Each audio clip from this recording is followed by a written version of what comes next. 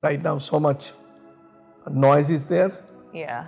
and I can understand it is not very easy that everybody can bring up a paper and start doing some very rough calculations and say that, oh, this is what it takes. Yeah. The key is not whether something can be done or cannot be done. The key is, if it can be done, also what does it take to get it done? Because we are, as we said, we are not going to pay double the electricity price or Right. double the airplane ticket price. Right. So question is, what can we do?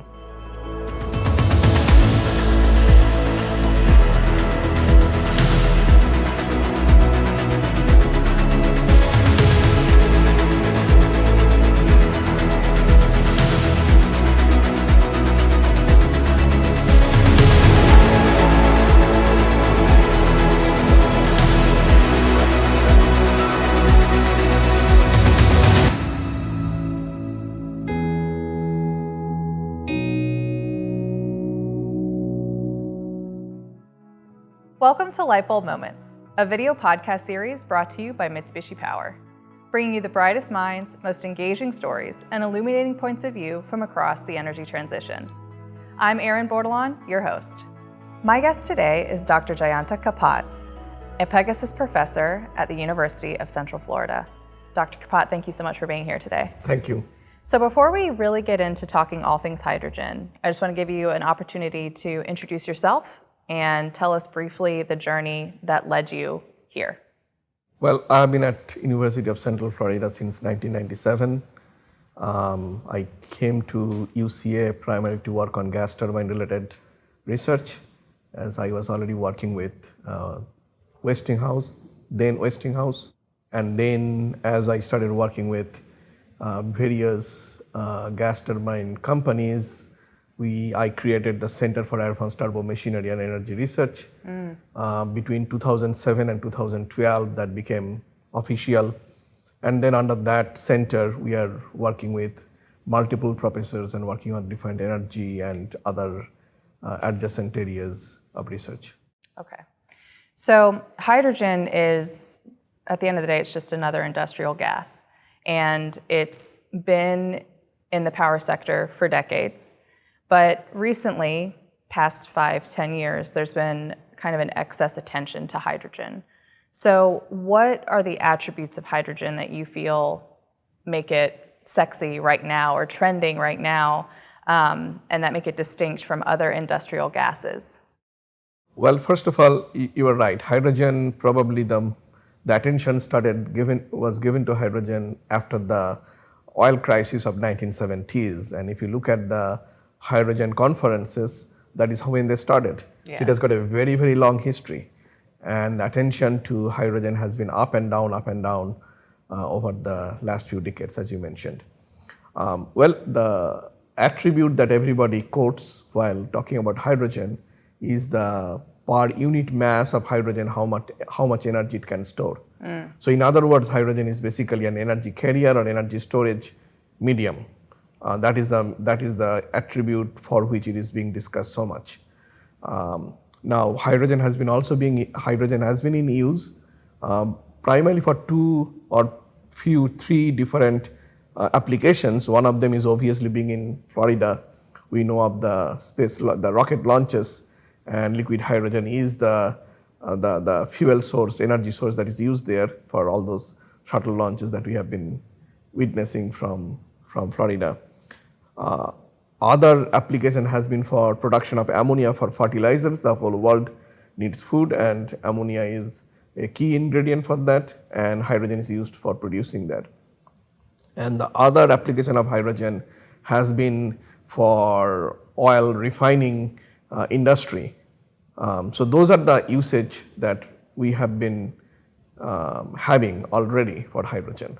But now the interest in hydrogen is to basically the time shift, the renewable production, and the energy demand that we have from different sectors. Because renewables do not follow our demand timing. Yes. They are going to be producing whenever sun is shining and wind is blowing. Right. On the other hand, I'm not just talking about electricity, it is also all aspects of energy. For example, the steel industry, the cement industry, the fertilizer industry and electricity. For all those purposes, hydrogen may potentially be a long duration energy storage so that we can decouple the production of electrons from renewable sources and the actual usage of energy in those applications that I just mentioned. So there are a couple things I want to touch on there. I feel like how we as a society have used hydrogen up until this point is part of the misconception we're trying to change moving forward, right? Which is kind of, as you've alluded to, that it's a fuel source. Whereas now, kind of fundamentally, the way the energy sector wants to use hydrogen is as long duration storage. In my kind of day-to-day messaging, talking to the general public, that's a misconception I feel like I have to correct for. Do you see that as being accurate, or how does that exist in your world? Yeah, so far hydrogen has been used for very specific applications. Right now we are bringing in a new application which did not exist before, as you were saying, which is long duration energy storage. And also to use it as a chemical for certain industry like steel or cement. There have been, or primarily, let us say steel, where one of the key ingredient is fossil-based chemicals, and that is where hydrogen could potentially be used. So yes, it is a change up, a shifting up application of hydrogen, and that are also creating certain challenges for us that we have to overcome. Because at the end, market would be deciding how the hydrogen would be used, because none of us would like to pay huge extra for our flights or electricity or steel or cement. So the market would be the deciding factor at the end. Of course, in between, there could be some push that might be given to it. Yes. When we talk about long-term energy storage, the only other player that comes into the conversation, typically, from my understanding, is the lithium-ion batteries. And sometimes lithium-ion is compared to the hydrogen as a storage solution. So can you walk us through why that's probably not an apt comparison and what the key differences are there? Well, first of all, I'll start with the most stark differences, which is if we have to use hydrogen for the steel industry to reduce the iron oxides, lithium battery cannot do anything there. We need a chemical period, and hydrogen is a suitable chemical. Whether it's expensive or not at this point, that's a different story. Yeah. But lithium battery cannot come in there. And I also like to say that if you're talking about CO2 going to the atmosphere, once it goes to the atmosphere, it doesn't care whether it came from steel industry or electricity or whether it is coming from Asia or Europe or America. Yes. It is a global process, and it is a holistic, sector-wide holistic process, right? So you have to keep everything in mind. With that said, lithium-ion battery can be useful for short duration storage. And how short is short, or how long can it be used for? That boundary is changing. Okay. Right? So we cannot really say that what is the situation today would not be the situation tomorrow. Now you have to keep in mind, because there are also a large number of people doing research on lithium battery to make that go longer. But there is a undefined line between battery energy storage and hydrogen, with the idea that battery energy storage is more for shorter duration energy storage with very quick start, and smooth out those fluctuations that we may have in the grid, because it is being supplied by something which is not a base load system, versus where we need a long duration storage. What if we have got 2 weeks of hurricane related disasters could be closing down the solar and wind production for time, or a very bad winter comes. Right. We have to have those storage for those kind of situations that could be across months, right? Which we do anticipate seeing more of, right, with more volatile climate situations that we've been, I mean, even us here in Central Florida, right? Every hurricane season now seems historic in some way, and we kind of recognize why. So the lithium-ion batteries are able to cover right now, today, kind of that daily arbitrage, but hydrogen is a potential for seasonal. storage. Is that correct? Potentially, yeah. And as the Mitsubishi Delta project or ACES project Yes. is trying to use it for. So the ACES Delta project in Utah, so that actually, I love that story because it started back in the 70s. They were evaluating it to, I think, just for like natural gas, and the geologists saw these caverns and said, well, we can't use this for anything right now, but we can avail ourselves to this for something later. And then decades go by, hydrogen develops, and they reassess the site for that, to use those salt caverns for storage for hydrogen. Other places in the United States don't necessarily have the geology to support that. So what are the options for regionality and optionality for hydrogen? That is a very good question, and that would also, in a way, dictate how we keep on using hydrogen. And as I said, it is just not US, just not EU, it is just not electricity, it is all sectors and the whole world. Yes. And different places has got different geology and different opportunity to use that. First of all, the NASA Kennedy Space Center have been using hydrogen for a long time, but they have been using in liquid hydrogen, liquid state, which will require cryogenic liquefaction and cooling and storage, which is a technology by itself. Okay. And whether we like to have that technology across all the gas stations in the street corners, we do not know that. Yeah. That depends on how safe and how usable we can make hydrogen. Also, when we talk about hydrogen, we do not have to use hydrogen, the chemical, the gas itself. We can also talk about hydrogen containing other molecules that could be a hydrogen carrier. It could be, for example, ammonia. And the whole world has got huge experience with ammonia because it has been the ingredients for fertilizers across the whole globe.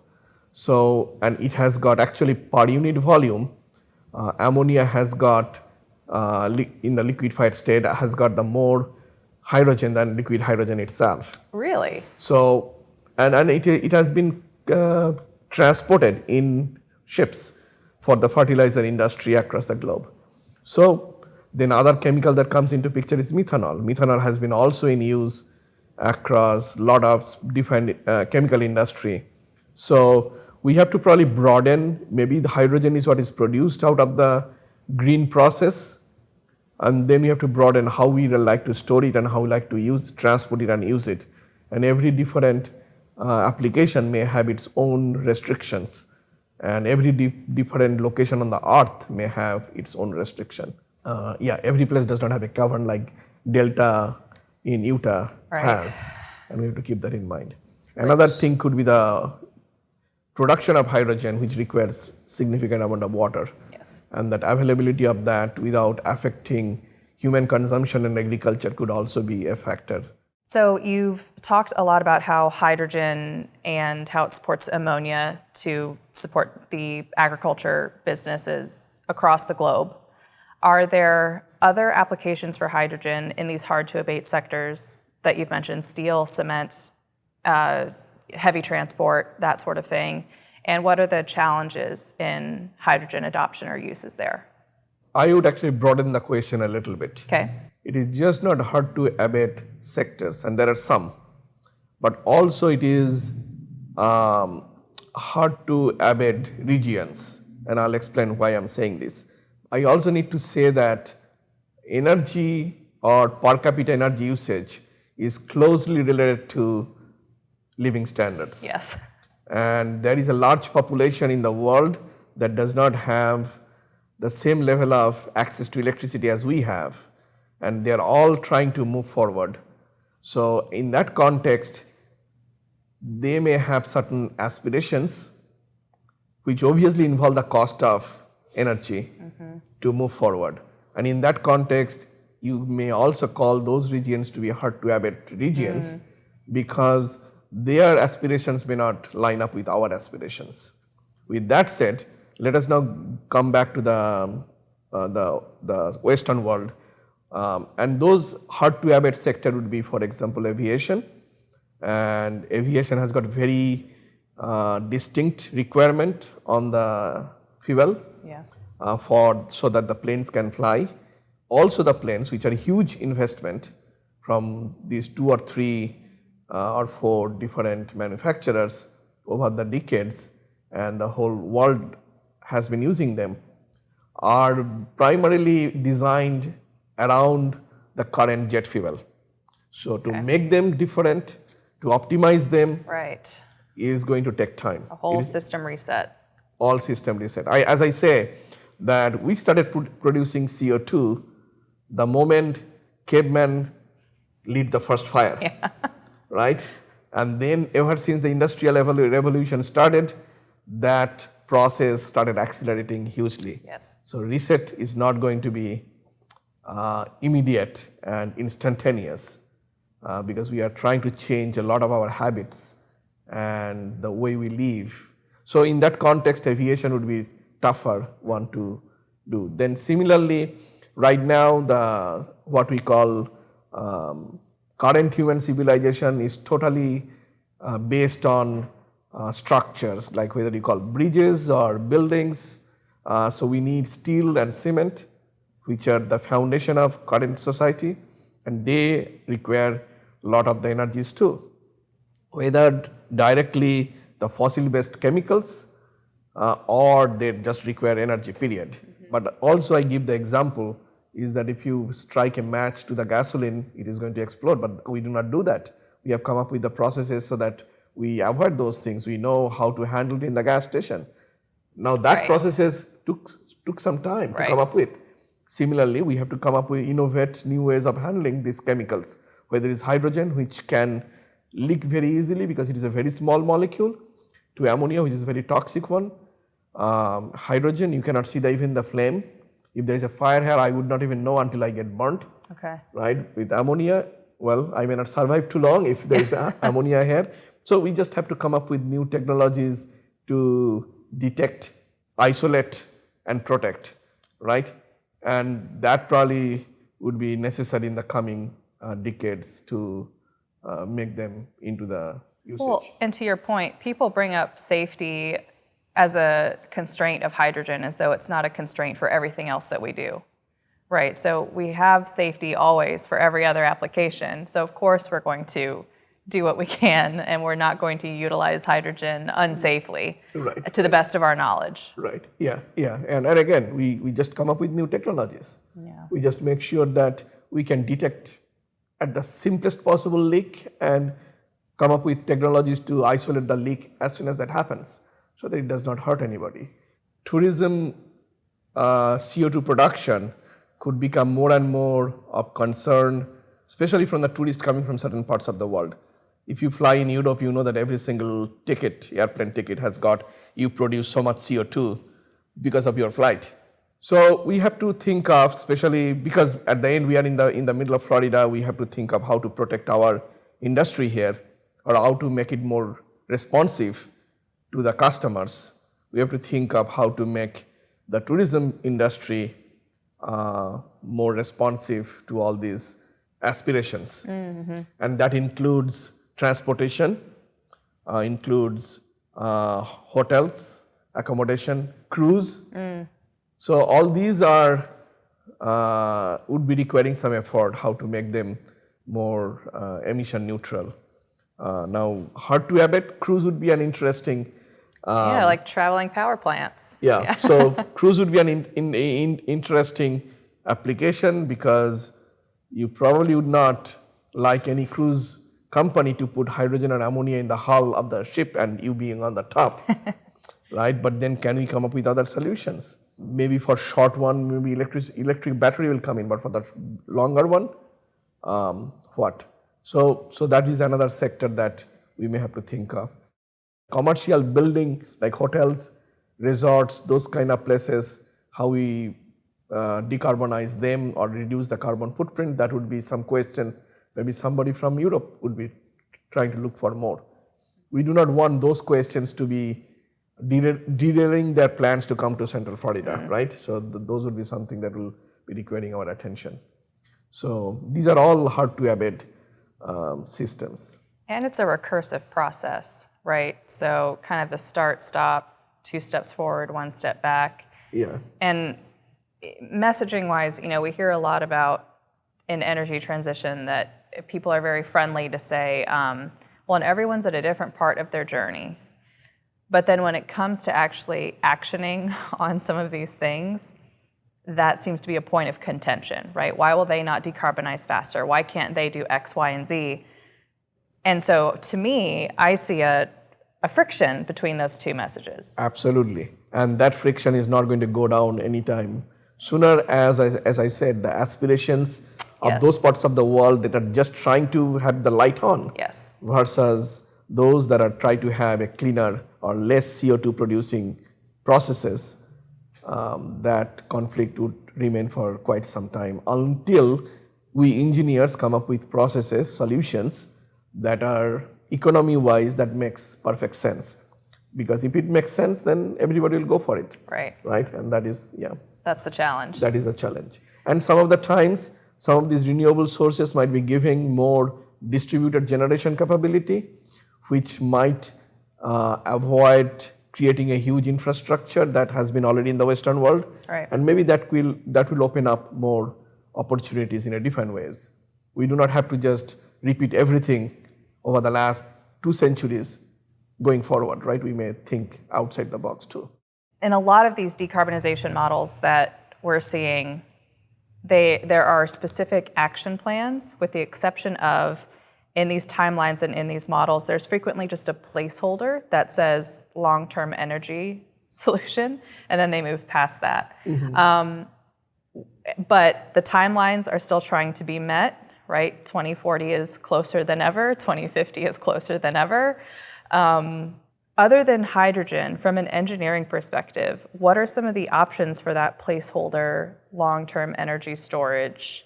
Does it exist yet? What are some of our options?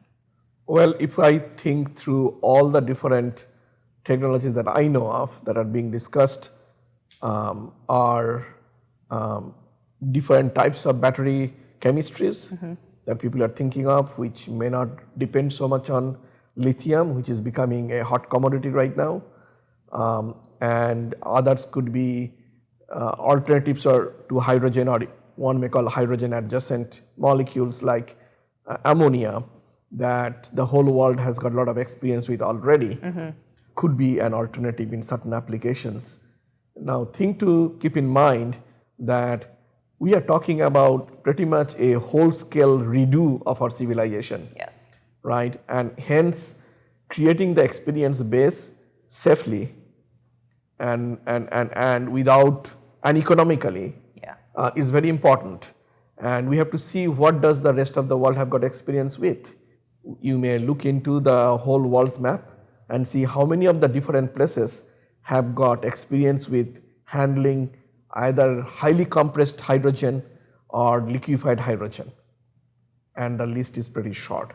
Okay. If you say which part of the whole world, compared to which part of the whole world have got access to ammonia, the list is a lot bigger, because everybody has to eat and they have to produce food and they have to use fertilizers, right? So with that said, we have to be open-minded. And again, ammonia I consider that as a hydrogen carrier as opposed to a chemical in its own right.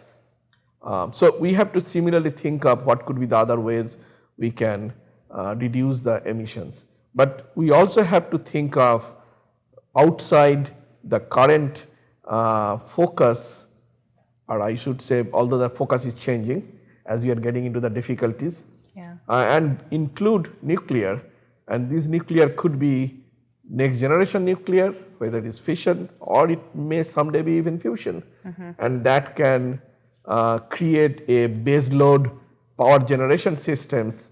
That way we can keep the renewables more for chemical production, because chemical production does not require the continuity in the grid, and then we can use for more nuclear type of baseload situations that can produce electricity as well. So we have to broaden we have to think through the entire portfolio of technological solutions that we have got in our bag and see which one suit best in different situations. And nuclear is interesting because, the hot topic right now, of course, is the data centers and how are we going to meet power demand with the advent of, these guys on the block. But these major data centers are seeking nuclear as options, right? Microsoft is going to bring back Google. 3 Mile Island. They're going for the small modular reactors. And there are provinces in Canada where nuclear is their baseload power. And so the United States, I think, kind of needs to rethink our relationship with nuclear. Can reset, yes, yeah.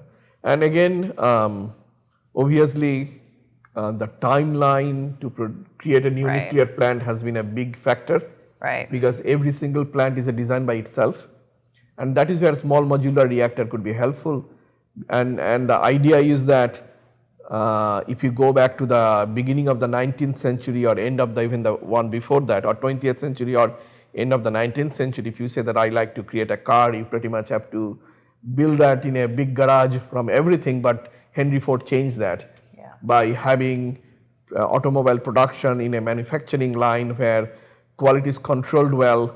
So if we can put, although maybe I'm wishing too much, but if we can put nuclear in that kind of realm where quality can be controlled well, and also the waste, nuclear waste is another big factor, but there are technologies that would be very little waste producing. So that could be also another way of bringing them in. If you have been looking at the news, Google just decided to, I think they went with Kairos Power, which is a molten salt small modular reactor. Oh, okay. And I guess so is TerraPower trying to use molten salt as the new nuclear reactors. And those all can lead to different type of technologies which can reduce the inherent nuclear waste issues and reuse some of the wastes as we have right now, and also make things more modular so that they could be more factory produced as opposed to every plant is a design by itself, right? So that can help us a lot.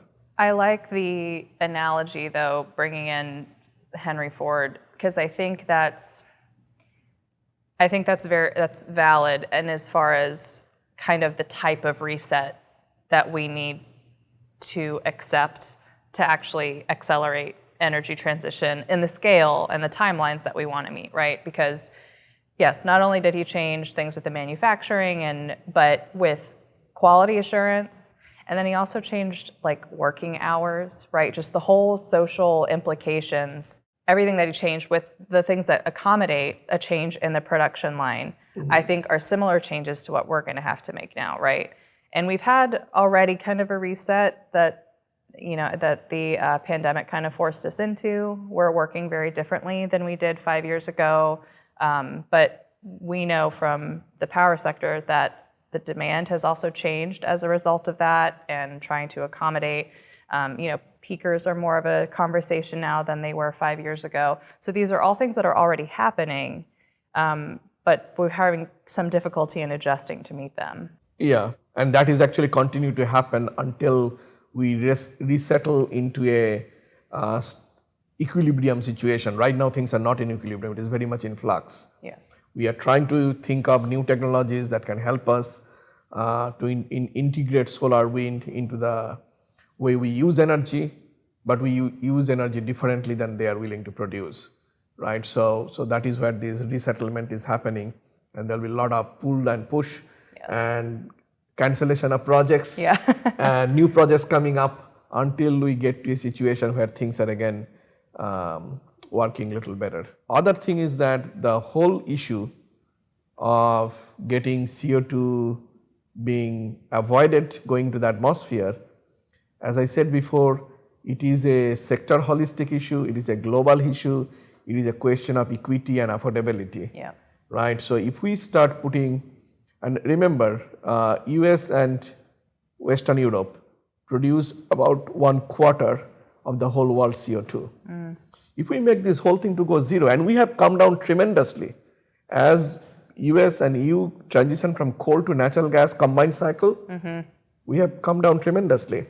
Even if we make this 24% go to zero, who is taking care of the other 76%? Right. So just putting a huge amount of resources here may be helping to come up with some of the technologies, but forcing on the market does not really solve the actual problem. And actual problem is CO2 not going to the atmosphere, and that CO2 doesn't care where it came from, right? So we have to think on a more global, holistic view of how to change the whole global situation, not just locally here. Those investments might not be proportional to the outcome that we're hoping for. Exactly, that's right, because we can do, even if we make it zero, but still there is 76% remaining there, and that actually increasing, because as I said, more people are getting access to the electricity, access to the energy, they're raising their living standards, and living standard is very highly proportional to the per capita energy usage, right? So question is, how do we decouple energy and CO2? That is the real key. And just with population growing the way that it is, people's access to food, water, all of these things are now contributing and making it accelerate even faster. That is very true, and you actually said two very key points, food and water.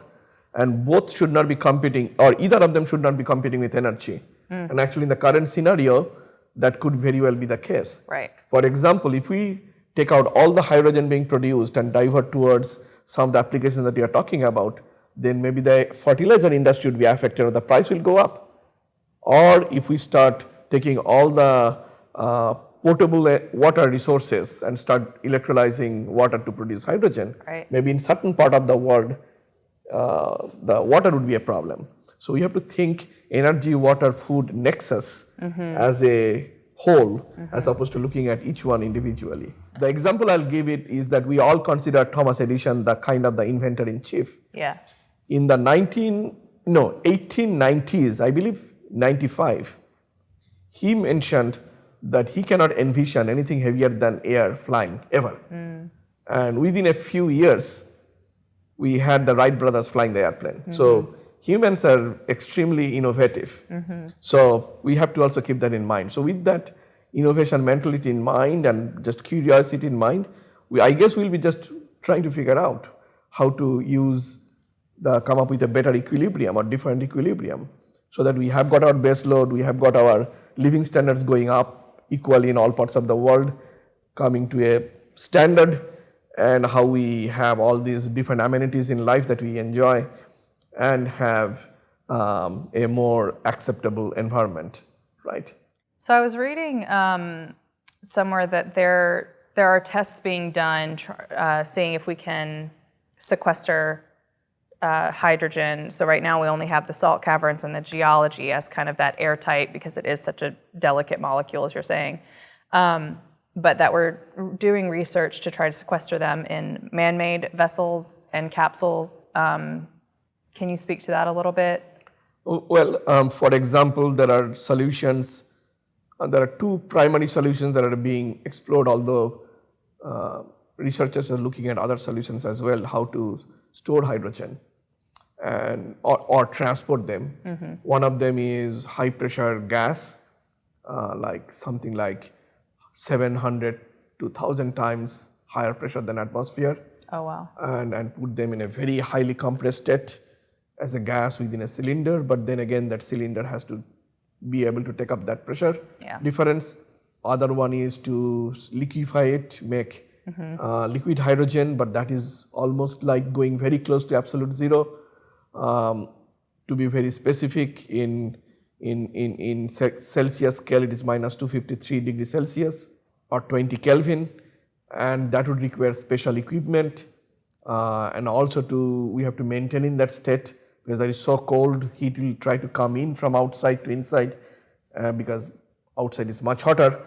And as the heat infiltrates, it will try to boil off, increase the pressure. So you have to have those safety features in mind, so that pressurization process is controlled. So those would be the technologies that we need to be becoming better at. There are people also thinking of how to combine these two types of technologies. We ourselves at UCF have been working on some different technologies where the hydrogen might be absorbed into highly porous structures, and so that would give us very close to liquid density, as close as we can get, but not probably quite going down to the liquid temperatures. Gotcha. Again, it is all engineering trade-off. Yeah. At the end, the cost of the technology is what matters, because Yeah. that would decide whether somebody will buy that or not. Yeah. Right? So that is where I guess there are a lot of things that can be done in the labs now. So you've mentioned several times that, and I love how you put this, that the atmosphere doesn't care where the CO2 is coming from, right? And it doesn't care if it's region specific or intensive. It's all the same. Similarly, energy transition then needs to have a global, holistic response.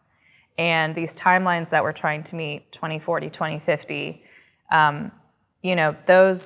the people that are making decisions in 2040, 2050, they're in kindergarten, they're in daycare right now, right? And they'll be there in those decades.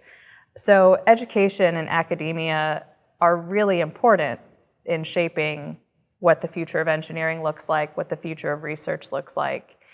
Obviously, you having your journey, your career in academia, how have you seen it change, and where do you see it going from here?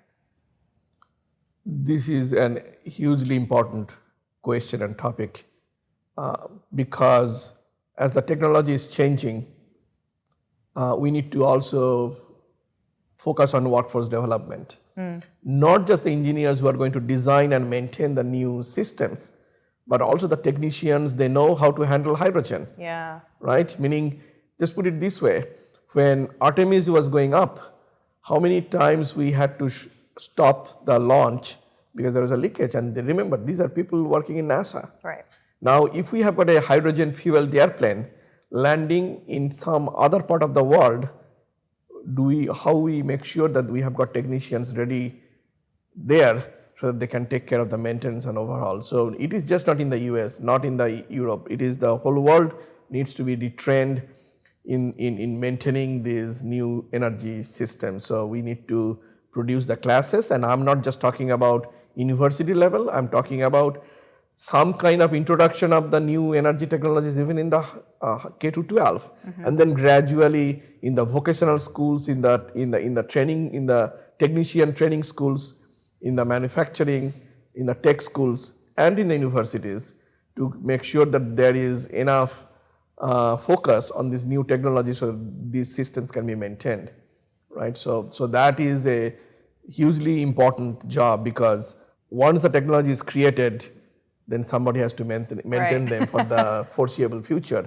without any accidents, otherwise it actually would have bad negative repercussions. Because once something bad goes on, then the society as a whole would be very scared of the new technologies. Right. So that is why safety and proper protection is very important, and knowledge of how to handle them. So education and knowledge for the entire work stream. Entire educational ecosystem, not just universities. Right.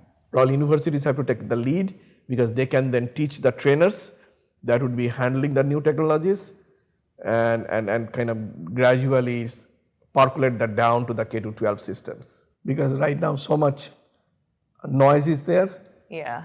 And I can understand it is not very easy that everybody can bring up a paper and start doing some very rough calculations and say that, oh, this is what it takes. Yeah. The key is not whether something can be done or cannot be done. The key is, if it can be done, also what does it take to get it done? Because we are, as we said, we are not going to pay double the electricity price or double the airplane ticket price. Right. So question is, what can we do? My last question is, are you a glass half full or glass half empty? I'm always a half full person, that we always look for new ways of doing things. And especially, I kind of consider myself to be extremely privileged to be in the academia. Yeah. And now I feel like being a kid in a candy store. I do not know which one to work on. Yeah. There is hydrogen, there is ammonia, there is battery, there is aviation, there is fertilizer. The whole world is open, right? We can all look at different challenges that we are facing and try to come up with a solution for the society. We might still be creating CO2, but we've come a long way from caveman setting fire. That is right. At least we know now that we produce CO2. Yeah. That time they're only very glad that there is light to see in the night. Dr. Kapat, thank you so much for spending your time with us here today and for giving us your perspective on the energy sector. Thank you. I enjoyed the conversation. Thank you for joining us today. You can find resources and links in our show notes. We'll see you next time.